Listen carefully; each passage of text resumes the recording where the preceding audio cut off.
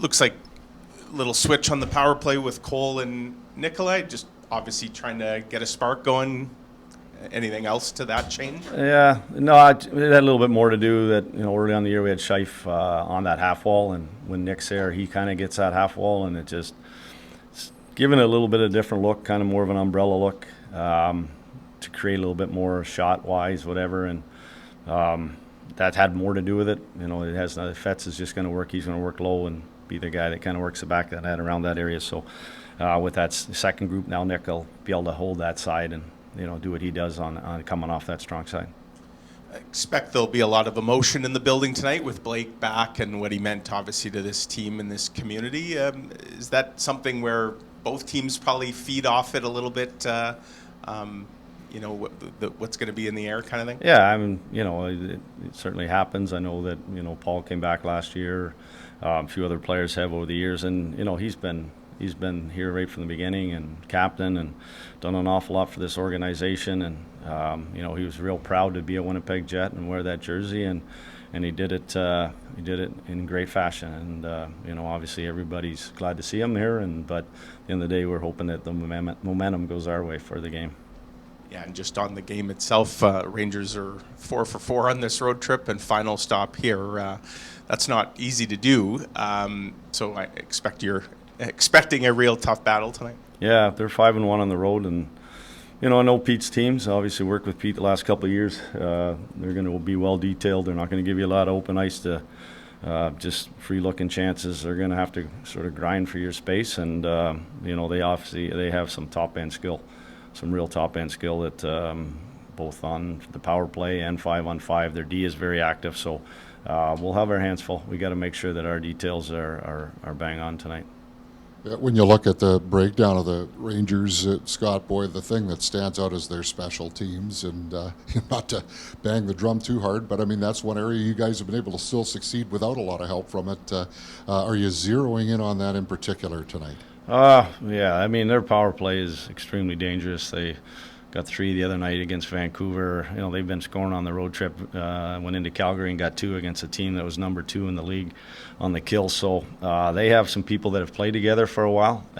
They know each other pretty well, and they zip that puck around. So, hopefully we can stay one step ahead of them. But the other side, like you say, our power play has to be dangerous. And it doesn't have to score every time, but it does need to be dangerous. We need to create shots. We need to create scrambles. We need to get their penalty killers on the run a little bit. And, so we talked about it, and we'll move forward here with it. And hopefully that tonight we can make it dangerous as well. Because it's kind of fresh in your minds, Pierre-Luc was here just less than a couple of weeks ago. It's been well documented that night didn't go the way that you wanted it to. Will that help maybe a little bit because it is so fresh going into tonight, or is it an entirely different circumstance? I don't put those type of evenings as the reason why you win or lose a game. Certainly, it's big for that player, and big for our fans to be here and those guys that have played with them. But at the end of the day, once that game starts, there's still 19 other players on the ice that you're trying to beat, and you have to have success against. So maybe I hadn't looked at it that way. Scott, your team's had to handle a few emotional situations here over the last little while, with Bones just last week and, the Adam Johnson tragedy. How much is that we're all family motto really coming into play right now? Yeah, it was a tough plane ride home from Montreal. Obviously, we found out the news just after the game, and we've got 5 or 6 players that had a relationship with Adam, and still obviously fresh in their minds. And we want them to know that we're here for support. Their teammates are here for support. We've got a medical staff that's been around to make sure that these guys are doing okay, and they need to take it day to day and just move forward. And it's obviously it is a tragedy and something you hate to see in the game, but I think the one thing about them, they all want to play. They want to get in and just play the game and kind of let their minds go towards playing hockey.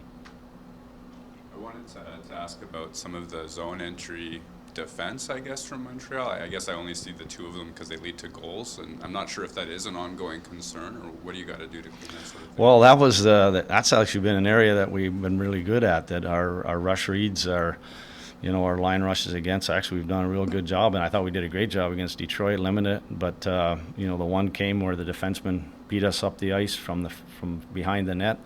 to score the first goal. The second one came off the power play. We had just finished, and we gave up the guts of the ice, and we've been stressing about protecting the middle of the ice. Teams are going to get stuff off the rush.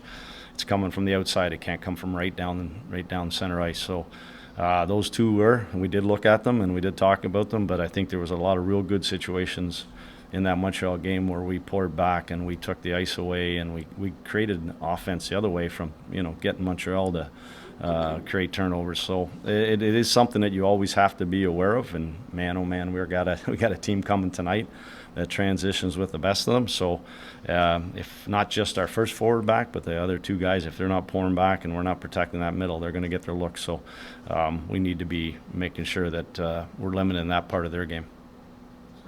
Going back to the Adam Johnson tragedy, in terms of safety, like you've played a lot of games, obviously, over your career. Do you think that there should be some neck protection that guys wear? Or is it a personal choice, like it would be for the Kevlar on the ankles or the wrists or whatever? I think that's something the league will probably be looking into here. I know there's some American League teams that already have had their players wear them. I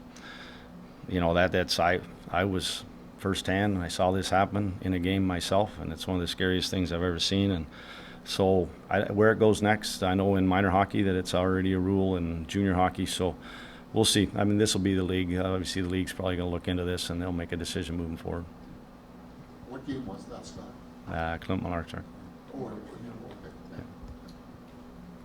Oh, good? Thanks. Thanks, guys.